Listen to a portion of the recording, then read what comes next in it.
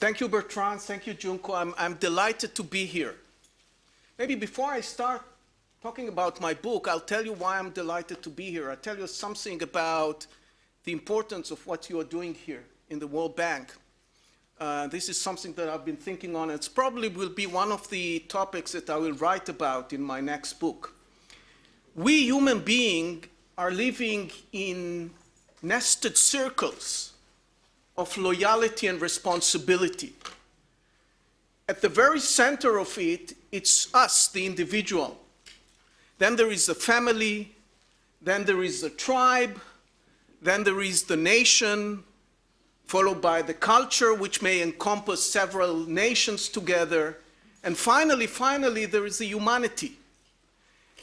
Several million years back, there was another layer. It goes beyond the humanity. There was several types of humanity. Now we are only human Homo sapiens living on this planet alone. And there are scientists that claim that there is one element below the individual. There are some scientists that claim that, for instance, cancers and other diseases are caused by competition, in fact, violent competition between different cells in our body. But no matter what, the way you look at it, we tend to be more loyal to the narrow circle than the more broader circle, right? We're more loyal to our family than to our nation. We're more loyal to our nation than to the entire world. But, and this is the important aspect, in very specific circumstances, we turn to flip it. All of us, or most of us, tend to be, give up responsibility, or give up, because of their responsibility to kids, they give up their self-interest for the better of their family members. We tend to give up our family interests sometimes in the favor of our national interests. In fact, anytime we go on wars, and unfortunately we have lots of these cases, we sacrifice our family interest, which is the narrow circle, in favor of our national interest. Okay? However, in very, very seldom circumstances, we sacrifice our national interest for the humanity interest. And this is what you're doing here. And in fact, those sacrifices, where you sacrifice something for the narrow circle in favor of the more broader circle, it's for the survival of this other circle, right? Without our giving up our interest, self-interest for our family would have not survived.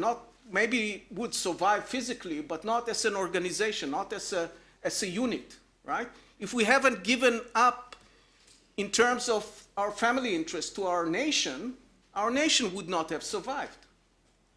And if we are not giving up in terms of our national interest for humanity, there is a risk that humanity will not survive. Okay? This is why I think you should be so grateful that you are engaged in working for the World Bank. And I'm really very grateful for the opportunity to talk to you as employees of the World Bank. And the first thing I wanted to do in the book was to refute two very common conventional wisdom about emotions that I was seeking to refute.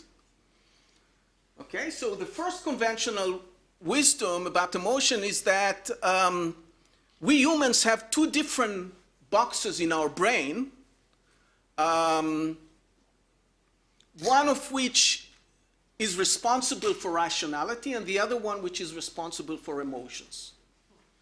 And these two boxes rarely communicate. And even worse than that, when they communicate, they're constantly fighting with each other. And eventually, some decision emerges from their fighting. This is very wrong. That's not how our brain works. There is no different section, one which is responsible to rationality and the other for emotions. In fact, all of our decision involves both emotions and rationality at the same time, okay? Down at the very last minute before we grab a product from a shelf in the supermarket, you know, the actual trigger to take product A instead of product B is being triggered by emotions. And it's not only at the last stage of our decision that emotions kick in, it's through the entire process of making a decision. Okay? So this is the first conventional wisdom that is very wrong. So it's not that we are fighting, it's better, that's a better description of how our brain is operating. The second conventional wisdom is about the fact that we have emotions. Unfortunately, we have emotions. We would have done much better without them. Okay? Many of us have this craving to be able to make decisions by pure rationality, by turning off our emotions completely. Okay? If you remember Dr. Spock from the famous movie, we all want to be Dr., or many of us want to be Dr. Spock, okay, in various parts of our decision making. Okay? This is also wrong.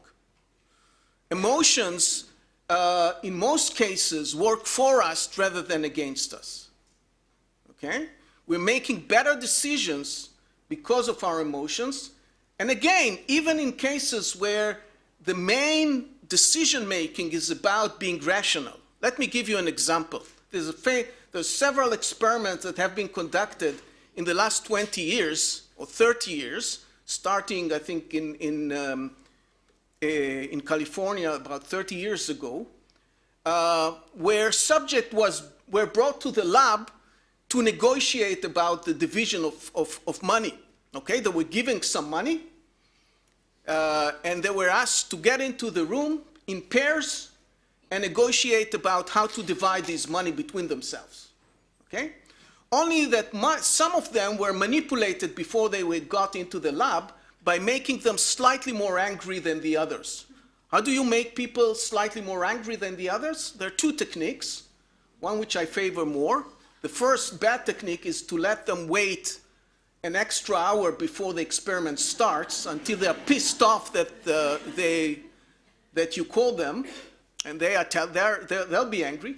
But there's a more elegant way, which is asking them to write down on a sheet of paper an experience that they had in the last 2 or 3 years, which was the most annoying experience that they can recollect. Okay? Writing down this experience will make them more angry than others. Okay?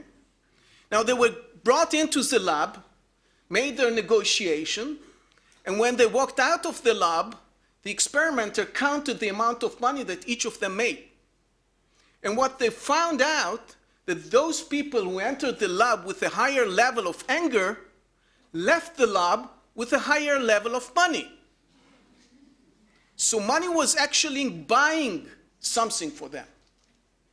Okay, there is another experiment that deals more with the issue of debating, not negotiating, debating. Think about a situation where you want to convince people on some political opinion before elections or something like that. You start debating with somebody. And psychologists also registered the arguments that are people making in such debates and the level of anger they expressed during this debating. And what they found out that those people who were slightly more angry than the others managed to make better difference between relevant argument and irrelevant argument than others. Okay, so anger focuses us better to some extent. Of course, if we are losing our mind because of anger, then we are going to be much worse off. But a certain level of anger make us more focused. This is one aspect. And moreover, anger affects the behavior of our counterparts. Most of my book is dealing with what I call interactive emotions.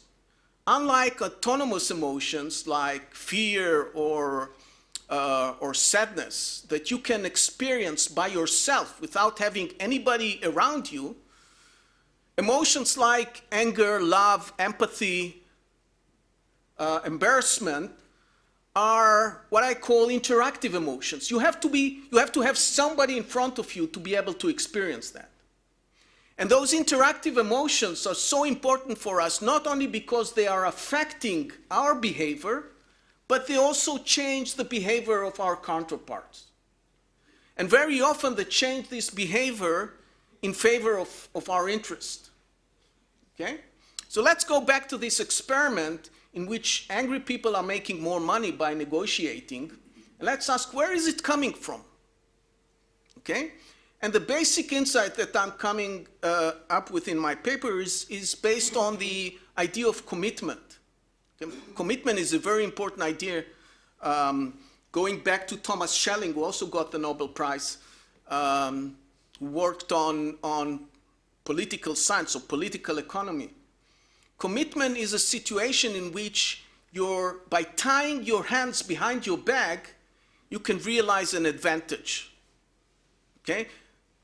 An example for commitment is a historical example of commitment is the Roman troops that crossed the Rhine chasing their enemies used to burn the bridges over the Rhine while chasing their enemies.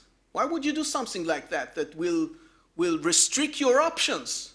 You're not allowed to go backwards anymore. That would affect the situation in their own favor vis-a-vis their enemies. Now the enemies know that they are here to continue and they cannot be chased back. There is no way to escape. Okay? Emotion allows us this kind of tying our hands behind our back. Okay? Let me connect this idea of commitment to another important insight, which is that we often are able, without being aware of it, to generate our own emotions when we realize cognitively that our emotions are going to help us in whatever situation we find ourselves in. So let me give you a hypothetical situation. Let's do a thought experiment and connect it to the idea of commitment. Okay? I want you really to think how you would have reacted in the situation that I'm describing to you. Obviously, there are distinct cultural differences between people coming from different places. But I want you to think whether the situation that I'm describing, maybe you wouldn't have reacted in this manner, but it seems reasonable that many people would have reacted this way. I want you to take you to a situation in which you are coming from a conference abroad, and you need to be back home, but when you find yourself at the airport, they're telling you that your flight was canceled, and you need to go back to the hotel and report a day later. Many of us experience this situation, I'm sure. But I want to take you through two different scenarios. And I want to ask you about how would you feel? What would your emotional experience be under these two different scenarios? Scenario A, what you see around you is that people react in a quite apathic manner to the news. None of them is really protesting about the situation. They are announcing at the loudspeakers at the airline desk that the buses are waiting to take you back to the hotel. They are about to close down the counter of the airline company. And you really, your basic insight is that this is a done deal. There's nothing you can do about it, right? My assumption is that under these circumstances, you won't feel so angry. Okay? Anger would not be the characteristic emotion that you will experience. Maybe frustration, maybe sadness that you are going to miss your spouse's birthday, but not anger. Now I'm going to take you through a different scenario, scenario B, in which you come across some person that you know, and he's telling you, listen, Junko, I went to the airline desk, and in a very assertive and determined way, I explained them that I'm not going to go back to my hotel, and I need to be dealt with some solution right now, or unless I'm going to sue the company. And you know what? It worked out. I'm now being rerouted to a different flight. I'm going to be back home in a few hours. You would feel much more angry at this situation than at the previous one, okay?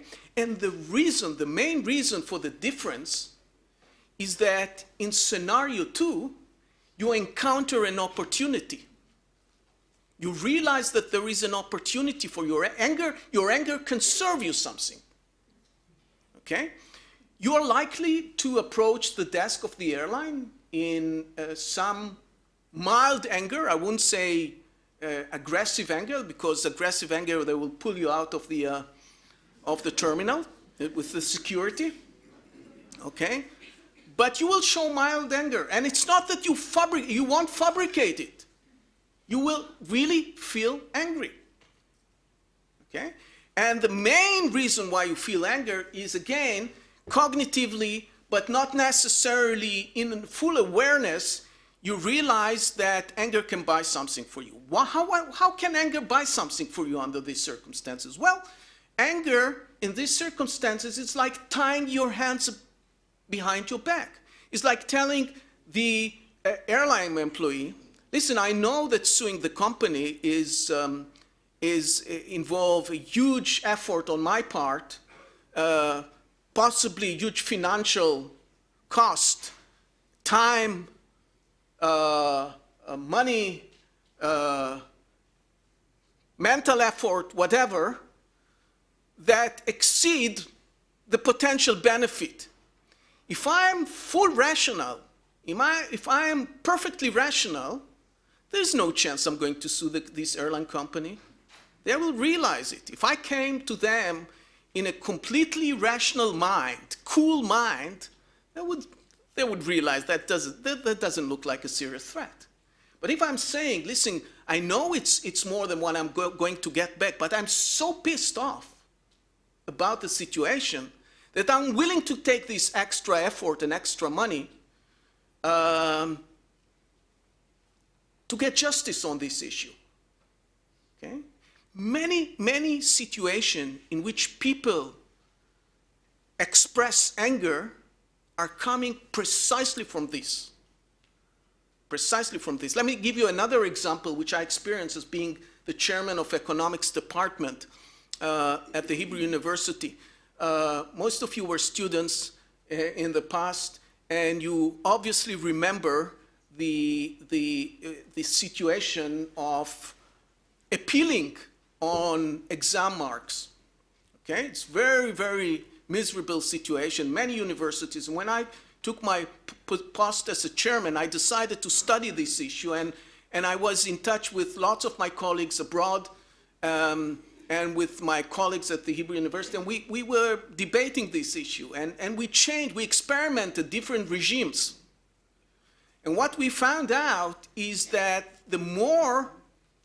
why was it so difficult for us? Because the amount of emotions, or negative emotions, that you get by students when they appeal to the mark is unbelievable.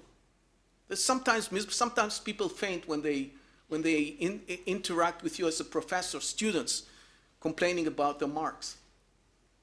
And what we found out eventually is that the less liberal we make the procedure, the more people are happy at the end of the year. The more students are happy at the end of the year. If we allow the mechanism to be very liberal, you can appeal, and if you are not happy with the outcome of the appeal, you can reappeal, and you can go with a letter to the dean, and then the letter to the provost, and perhaps to the president. That's when all these bad emotions are kicking in. Okay? If you tell students, listen, there might have been a mistake, okay? Nobody meant to make a mistake. It will wash away with other marks that you'll get through your career as a student. Maybe the mistakes in the future will be in your favor, okay? That's your mark and that's it. We are not allowed to do that, but the more we came closer to it, the more happy the student were. Why? How is it? What's it got to do with rational emotions? Well, the reason is that when they have opportunities to appeal, and they realize that emotions can change the outcome, and often they do, they generate these emotions. They don't fabricate these emotions. When they cry in front of the professor, they're really miserable. They're really miserable. But it's the way we're built, that we use emotions as a tool very often, in spite of the fact that it might make us miserable. Okay, so this is the idea of rational emotion. And we talked about the relationship between economics and emotions, and understanding how these emotions are generated and how it changes our behavior, and how can we potentially monitor or change these emotions, or control these emotions. I think will give us much better view of how people make economic decisions. These are my book is primarily about my field of research, which is economics and finance. By the way, most of the mistakes that we do in financial decisions are not coming because we are stupid and cognition is limited. They are coming because of our emotional reactions. Okay? Banks and financial institutions are not yet recognizing it, but they will in the very near future. Okay? Now, what I want to do next is I want to take you through one important example of emotional behavior, or I say emotional/ethical behavior, that we tend to associate with irrationality, and explain to you why, nevertheless, we're talking about rationality. And what I'm referring to is the emotion that is called empathy, and the consequence of this emotion, which we call altruism, or giving, or philanthropy, or name it. There might be other names to call it, okay? Now, as I told you, my colleagues at the Center for Rationality, some of them are biologists, so in order to get better insight about what altruism is about, I talked a lot with my biologist friends, and in fact, there are lots of research done on animals in terms of altruistic behavior. And these papers, this research about altruistic behavior among animals is enormously important to understand human behavior, because we are not so different in this respect from animals. And here's some example. By the way, I didn't mention it, but most of these interactions that I was talking about between our rational entity and our emotional entity is taking place in this part of the brain, which is called prefrontal cortex. This is the newer development of the brain. This is the startup, let's say, the most recent part of the brain. Okay, we know that other mammals don't have it, or have it very underdeveloped, in a very underdeveloped stage. How do we know that this is where this interaction between emotions and rationality take place? Well, by now we can do fMRI scanning to people when they make decisions. The type of decision which makes the most of the involvement of these two emotions and rationality are social decisions, social or ethical decision. And what we can see when we brain scan those individuals, when they're faced with these kind of dilemmas, social dilemmas or ethical dilemmas, the part of the brain which is basically highlighted, the most activity in the brain is taking place in the prefrontal cortex. Okay? And this is a very strong indication that this is the place where where we manage to bring together rationality and emotions. There are other emotions, the more basic emotions, like fight or flight ones that, for instance, fear and anxiety are processed in more internal parts of the brain, the insula or the amygdala, which are at the center of the brain. Okay, so now we're talking about altruism. I want to give you one example. This is the cockatoo that have a very peculiar social behavior. These birds fly in a big flocks and make themselves vulnerable against big birds that hunt them. And when they fly, there's always one male that spontaneously takes the role of a guard. He flies above the flock. Whenever he sees a bird, a hunting bird, coming closer, he shouts, screams very loudly. The entire flock disappears. Most likely he's going to be eaten, because he stays around until everybody's gone. Okay? Why would he do it? Evolution suggests that he should not do it because it's against his survival. Here's another example. These birds live in, with this very long name, live in very desert areas in the Syrian African Rift. Places where it's very, very hard to find resources like food and water. They also have big communities, and actually they live very similar to the commune in the 20s. Okay? When the male is leaving the nest to find some food for the babies, he comes back with full mouth. He wouldn't drop it into his own nest, giving it only to his own offspring. He would go around different nests and contribute something to the others. When the female has to leave has to leave her eggs and search for food as well, there would be another bird that come to warm their eggs and take her place. Okay? It's a real community. Okay? And again, why would you give food to other offsprings? Your offsprings, again, if you invoke evolution here, your offsprings are more important than other people's offsprings. That's why we love our kids. Well, I'm going to give answer to all these questions. Okay? Here is another way of contributing or giving from your own fitness advantage to others. These are ants, and as we know, ants refrain from breeding, right? It's the queen that do all the breeding, and then they serve them. Also, the bees live in a similar community. And again, by refraining from breeding, from evolutionary point of view, you are making an enormous sacrifice. Okay, bees are the same.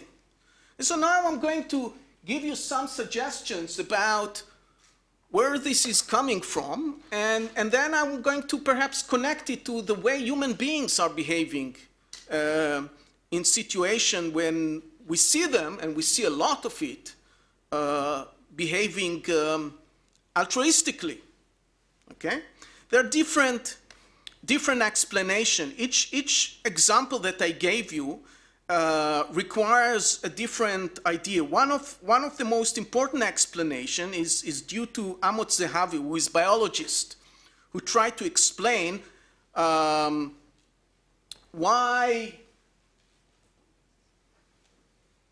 peacocks have such a big tail.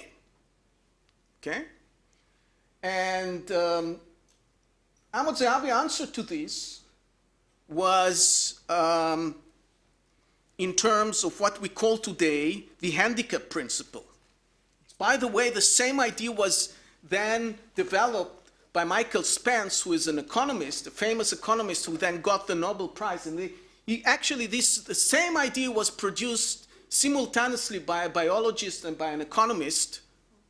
And the idea is very fundamental in economics. So what is the handicap principle? Well, look at this peacock. It turns out that the tail, it's just a handicap. It's just a burden, right?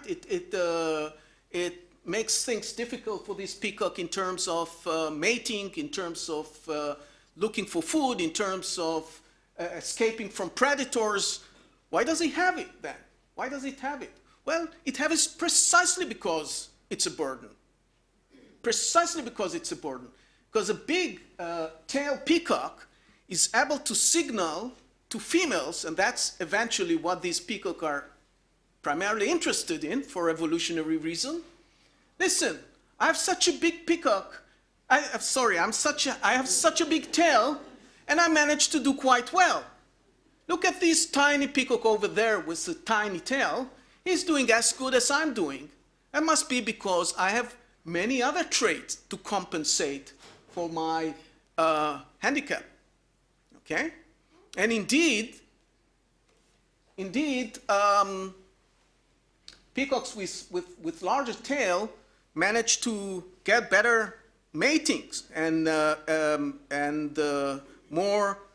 They mate more females and they mate the better females. Okay. If we want, this is precisely the same idea that can explain this cockatoo behavior. Yeah, he's being eaten sometimes, but not always.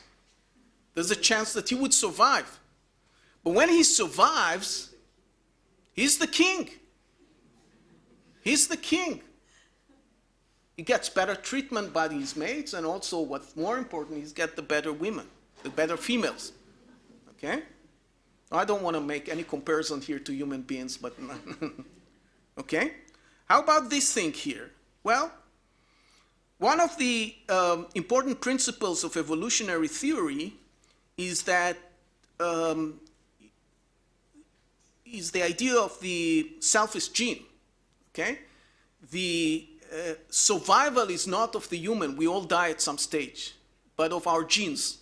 Okay, and the idea of kin selection says if you do something, it doesn't necessarily have to be for your genes to survive, to do something that benefit yourself. It has to benefit somebody who has similar genetic profile to you. Most prominently, your direct offsprings, right? But in an environment of limited resources, it's often makes sense to buy an insurance policy. What is an insurance policy? I do get some food for my offsprings, but within the same community, there are also cousins and second cousins and third cousins that are less identical to me than my offsprings in terms of genetic profile, but they're similar to me, right? Okay, much more similar than birds outside the community, okay? So by sharing my resources with them, in spite of the fact that they are not the direct family members of mine, I get evolutionary benefit. This is something that actually plays a role in the way we human beings are behaving. Let me show you an example of an evidence. Jim Andrioni is a famous economist who is working on donation. Most of his research is about understanding how people donate and under which circumstances they donate. And what he found out is that, look at this second bullet, a 10% point increase in ethnic diversity in communities, okay? Oh, sorry, it's misspelled, but I'll tell it without, don't try to read it. What Jim Andrioni did, he was surveying the amount that people are contributing to the communities across different communities in the United States. And he used a measure of ethnic diversity within different communities, okay? And what he found out is that the more diverse the community is, the less people contribute to the community, okay? And he, with respect to his measure of diversity, a 10% point increase in diversity of the community causes a 14% decline in donations by people to their communities. Okay? Now today, diversity does not have to mean only ethnic diversity. Okay? Diversity could mean cultural diversity. But we are still very much, and this is one of your tasks as employees of the World Bank, and there are ways to change it. There are ways to change it. We are very much selective in our altruistic behavior. Okay, a very prominent other example is that if you show two pictures of kids that need help to potential donors in different parts of the world, okay? If you show a picture of a black girl to a black person, he would be willing to donate more than if you show him or her a picture of a white person. Similarly, if you show a white kid, miserable kid in some other place to a white person, he would be willing to donate more to a white kid than to a black kid. This is how we behave.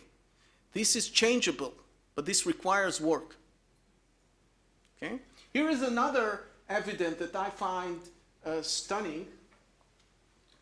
Tax evasion in Norway. Several years ago, I was invited to Norway by the Norwegian government because the Norwegian government decided that they have to market the Scandinavian economic system. It's such a brilliant system. Everybody is so happy there.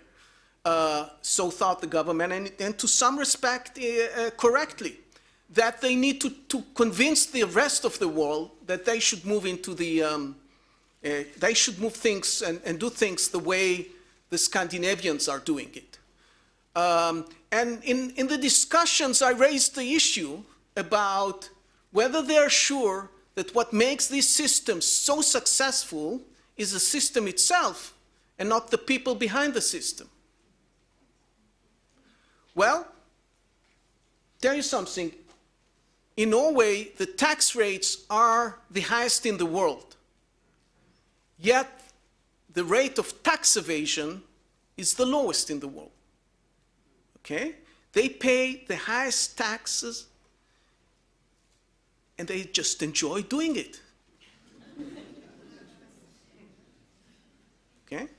And if you ask yourself, and it's so apparent in many other aspects of social life in Norway and Denmark and Sweden, that you ask yourself why they behave so differently than other countries. Well, it turns out that until the last 50 or 60 years, the Scandinavian countries were basically a bunch of tribes that emerged to become nations. Okay? They used to be very, very homogeneous ethnically, and they developed through the year a culture of giving, which was easy to develop because of these similarities, because of the low diversity that they lived in.